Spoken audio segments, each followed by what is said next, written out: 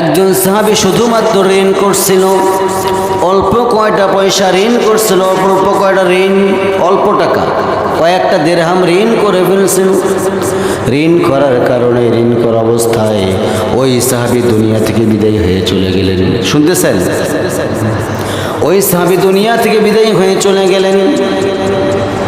আমার নবীজি তার কানের মধ্যে সংবাদ চলে গেল, ইয়া রাসূলুল্লাহি, ইয়া হাবিবাল্লাহি, আপনার অমুক সাহাবী দুনিয়া থেকে বিদায় হয়ে গেছে।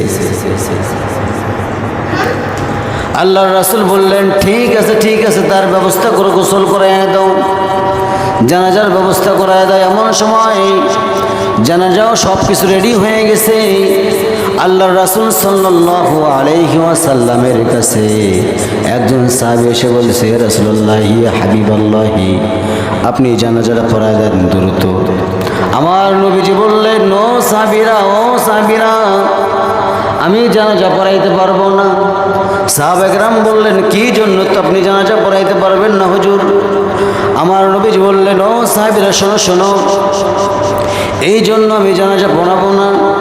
আমার যে সাহাবী দুনিয়া থেকে বিদায় হয়ে চলে গেল, ওই সাহাবীরা হচ্ছে ঋণগ্রস্ত সাহাবী, এই জন্য আমি জানাজা পড়াইতে পারবো না।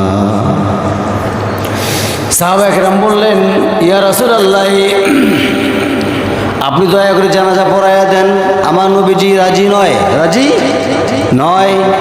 এমন সময় একজন সাহাবী আনাস বিন মালিক রাদিয়াল্লাহু তাআলা আনহু, তিনি দাঁড়িয়ে গেলেন। দাঁড়িয়ে গিয়ে বলতেছেন, ইয়া রাসূলুল্লাহি, ইয়া হাবিবাল্লাহি, আপনি যদি মনের মধ্যে কিছু না নেন হুজুর, আপনার যে সাহাবী, আমার তো দিনী ভাই, আমার তো ভাই হয়, মুসলমান ভাই, ওই ভাইয়ের সমস্ত যতটুকু পরিমাণ ঋণ করে ফেলেছে হুজুর, ওই ঋণের সমস্ত বোঝার দায়িত্বগুলো আমি আনাস নিজেই নিয়ে নিলাম।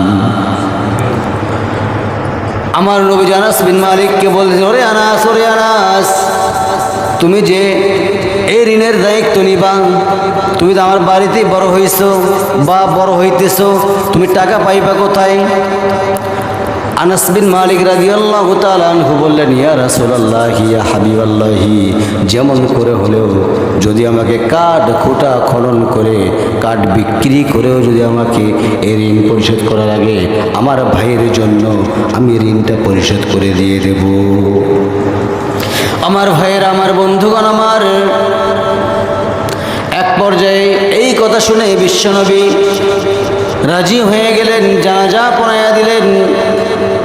প্রথম দিন কিছুই বলেন নাই, দ্বিতীয় দিন বলতেছে, ওরে আনাস, ঋণ কি পরিশোধ করছো নাকি?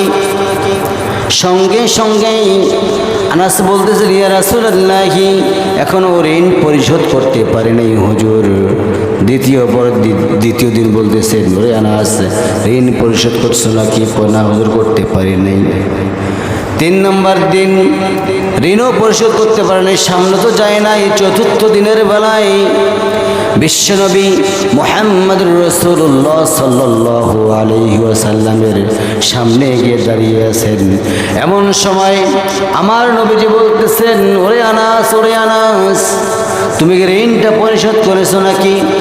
সঙ্গে সঙ্গে আনাস বিন মালিক বলতেছেন, ইয়া রাসূলুল্লাহি, ইয়া হাবিবাল্লাহি, এই মাত্র কেবলমাত্র ঋণটা পরিশোধ করে আমি আপনার সামনে এসে দাঁড়াইলাম হুজুর। ইয়া রাসূলুল্লাহি, হাবিবাল্লাহি, দয়া করে আপনি আমাকে মাফ করে দিন, কারণ বেশ কয়েকদিন দেরি হয়ে গেছে ঋণটা পরিশোধ করতে। আমার নবী সমস্ত সাহাবীকে ডাক দিয়ে বললেন, ও সাহাবীরা, শোনো, আমি যার জানাজা পড়াইছিলাম, ওই সাহাবীর গরম শরীর এক্ষণেই শীতল হয়ে গেল। কি হয়েছে?